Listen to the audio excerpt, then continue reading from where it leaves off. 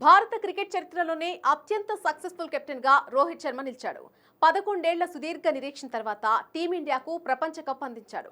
ఐపీఎల్లో ముంబై ఇండియన్స్ సారథిగా 5 టైటిల్ సాధించాడు. ఈ క్రమంలోనే రోహిత్ శర్మ కోసం ఫ్రాంచైజీలు ఆసక్తి కనబరుస్తున్నట్టు తెలుస్తోంది.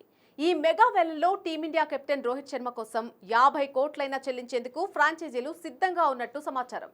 అయితే ఐపీఎల్ 2024 సీజన్ ముంగిట ముంబై ఇండియన్స్ రోహిత్ శర్మను సారథ్య బాధ్యతల నుంచి తప్పించింది.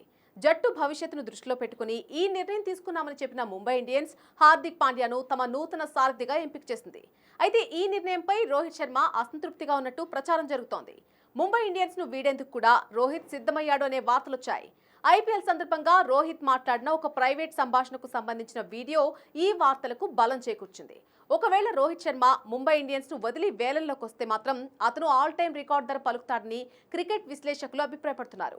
అతన్ని కొనుగోలు చేసేందుకు Delhi Capitals, Lucknow super Giants ఆసక్తిగా ఉన్నాయని, 50 కోట్లైనా చెల్లించేందుకు కూడా సిద్ధంగా ఉన్నాయని తెలుస్తోంది.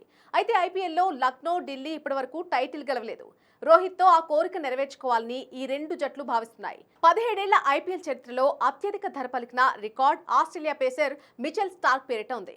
ఐపీఎల్ 2024 సీజన్ మినీ వేలంలో అతన్ని 24.75 కోట్ల భారీ ధరకు కేకేఆర్ సొంతం చేసుకుంది. ఇదే వేలంలో ప్యాట్ కమిన్స్ ను సన్ రైజర్స్ హైదరాబాద్ 20.5 కోట్లకు తీసుకుంది.